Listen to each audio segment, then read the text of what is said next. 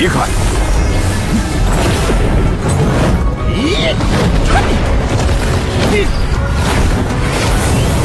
！Pada episode sebelumnya, Qin Yu bersama dua sahabatnya Hao Fei dan Xiao He berhasil mengalahkan Kaisar Feng Yun dan Song Yan, dan membuat kedua musuh mereka itu terluka parah.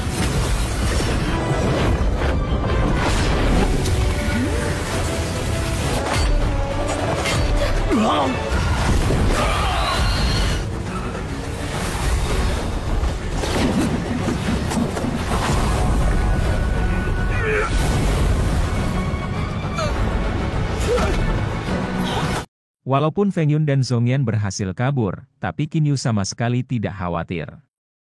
Paling tidak mulai sekarang, orang-orang dari tiga alam tidak akan berani lagi menyerang mereka. Di saat Qin Yu dan yang lain sedang membahas rencana mereka selanjutnya, tiba-tiba Wulan datang menemui Qin Yu untuk membicarakan sebuah rahasia.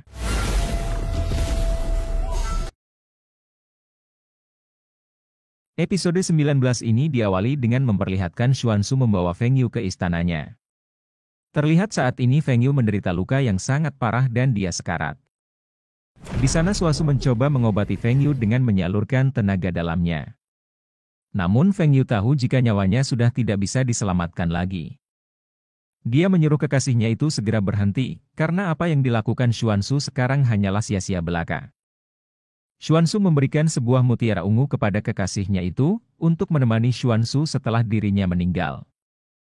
Dia meminta maaf kepada Xuanzu, karena sampai sekarang Feng Yu belum berhasil memenuhi keinginan Xuanzu untuk mendapatkan peta bintang dari Qin Yu. Tapi Xuanzu tidak peduli lagi dengan benda tersebut. Dia sangat menyesal, karena telah melibatkan Feng Yu dalam bahaya demi ambisinya itu. Saat ini kekuatan Qin Yu dan yang lainnya telah jauh berada di atas mereka. Oleh sebab itu, Feng Yu melarang Xuanzu melakukan balas dendam. Dia hanya ingin agar Xuanzu mulai sekarang bisa menjalani hidup dengan baik.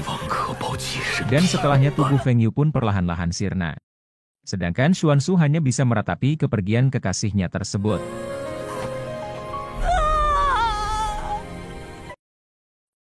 Walaupun Feng Yu sudah melarangnya melakukan balas dendam, namun Xuanzu sama sekali tidak peduli. Dia pergi menemui Song Yan yang saat ini sedang memulihkan diri. Di sana Xuanzu mengajak Song Yan bekerja sama untuk membunuh Qin Yu dan para saudaranya. Namun Song Yan menolak, dia sadar jika sekarang kekuatan mereka bertiga telah jauh melampaui dirinya. Song Yan beranggapan melakukan balas dendam hanya akan merugikan diri sendiri. Saat ini Song Yan memutuskan akan terus tinggal di wilayah ras burung. Karena jika sewaktu-waktu Qin Yu datang menyerang, dia bisa berlindung kepada para leluhur ras burung. Cerita berpindah kepada Qin Yu dan Wulan. Di sini diketahui jika Wulan ternyata berasal dari ras hewan suci dari alam dewa. Di sana Wulan menceritakan keberadaan kuil misterius kepada Qin Yu. Diketahui jika kuil misterius ini berasal dari alam dewa. Namun entah kenapa, saat ini tiba-tiba kuil misterius dibawa ke alam immortal. Dengan demikian pantas saja orang-orang alam immortal sering menyebutkan banyak artefak suci yang tersembunyi di dalam kuil misterius tersebut. Saat ini Qin Yu memiliki peta misterius yang berasal dari kuil misterius itu. Dengan begitu, maka kesempatan Qin Yu naik ke alam dewa akan semakin besar. Ditambah lagi dengan bakat kultivasi yang dimiliki oleh Qin Yu. Apabila dia berlatih lebih keras lagi, jalan menuju alam dewa akan semakin dekat. Hal itu juga akan membuat Wulan bisa pulang ke alam dewa lagi. Qin Yu mengucapkan terima kasih atas pencerahan yang diberikan Wulan. Dia berjanji akan berlatih keras dan memasuki kuil misterius. Namun sebelum itu, Qin Yu berkata ada satu hal yang harus dia lakukan terlebih dahulu.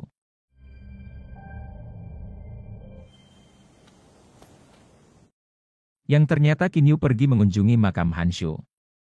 Han Shu ini adalah murid Qin Yu yang dibunuh oleh bawahan Kaisar Feng Yu. Dan kedatangan Qin Yu ini untuk mengatakan jika dia telah berhasil membalaskan dendam kematian muridnya itu.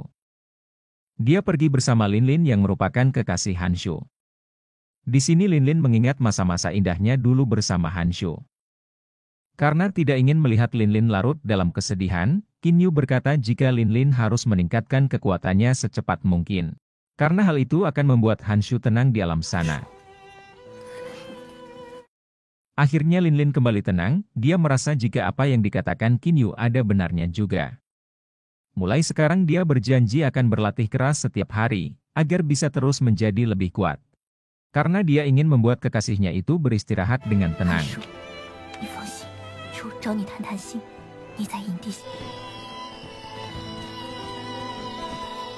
Kemudian Lin Lin pun pergi meninggalkan makam Han Shu, karena dia tahu jika pasti ada yang ingin dikatakan Qin Yu kepada Han Shu. Setelah Lin Lin pergi, Qin Yu mendekati batu nisan Han Shu dan meminta maaf karena tidak bisa melindungi muridnya tersebut. Andai saja kala itu kekuatan yang dimiliki Qin Yu sama seperti sekarang, tentu Han Shu tidak akan meninggal. Tapi Qin Yu berjanji, mulai sekarang dia akan menjaga semua kerabat Han Shu, dan tidak akan membiarkan orang terdekatnya dalam bahaya lagi.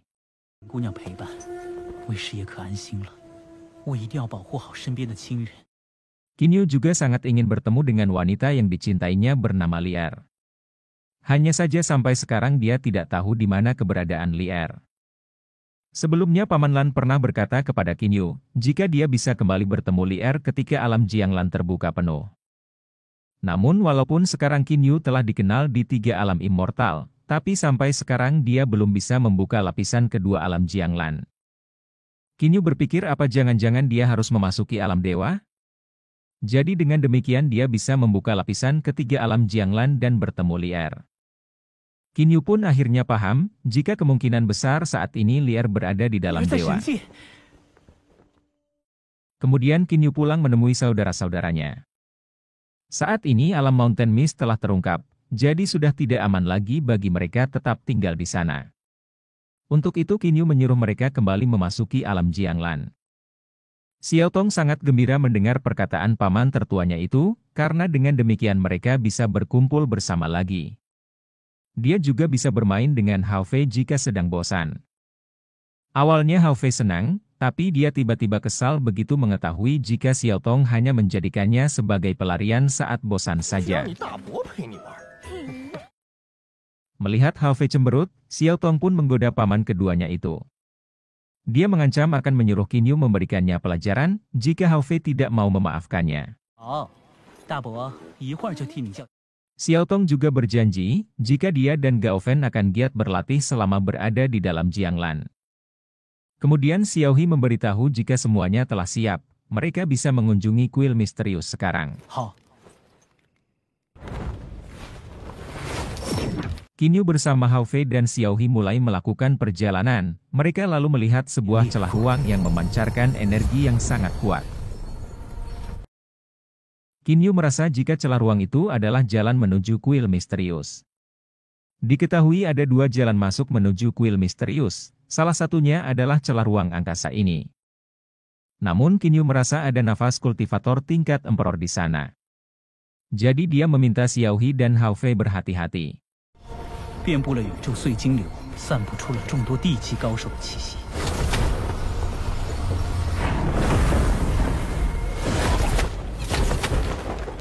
Yang ternyata tebakan Qin Yu benar, celah ruang itu ternyata benar-benar jalan menuju kuil misterius.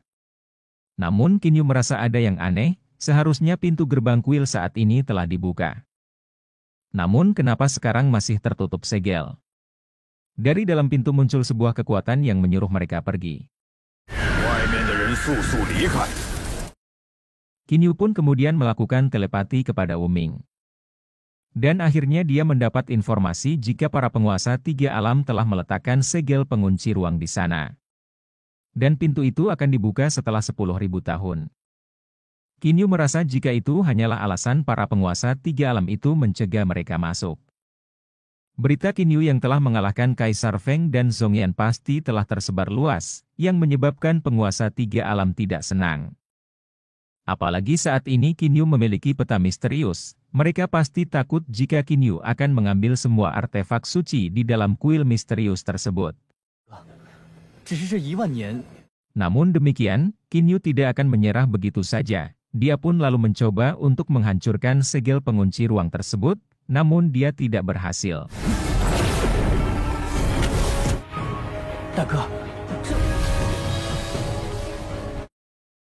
Begitu juga dengan Hao Fei yang mencoba kekuatannya.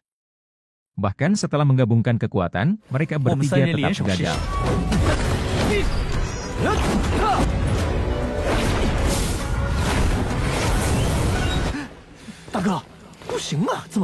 Qin Yu yang tidak kehabisan akal lalu memanggil Tuan Wulan, Wuxu, dan Ye Ku. Dia meminta bantuan mereka bertiga untuk menghancurkan larangan. Wulan lalu menceritakan jika segel pengunci ruang ini dibuat dengan mengumpulkan kekuatan 72 orang kultivator emperor, yang menyebabkan kekuatan segel sangat sulit ditembus.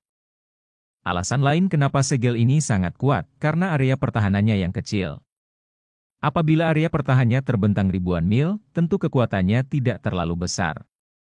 Bahkan dengan kekuatan Qin Yu seorang diri pun bisa menghancurkannya. Selain bidang pertahanan yang kecil, hal lain yang membuat pertahanan segel di depan mereka ini kuat karena percampuran energi yang berbeda dari setiap kultivator. Ye Ku yang penasaran lalu mencoba menghancurkan larangan, namun dia gagal. Begitu juga dengan Wuxu dan Tuan Wulan.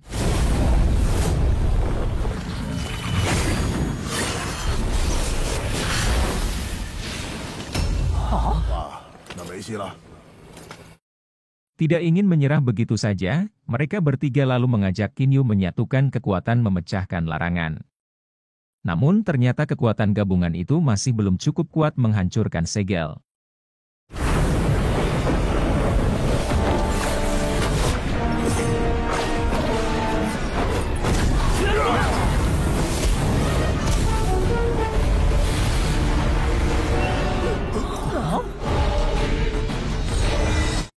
Qin Yu pun kemudian memasukkan Ye Ku dan Wuxu kembali ke ruang Jianglan.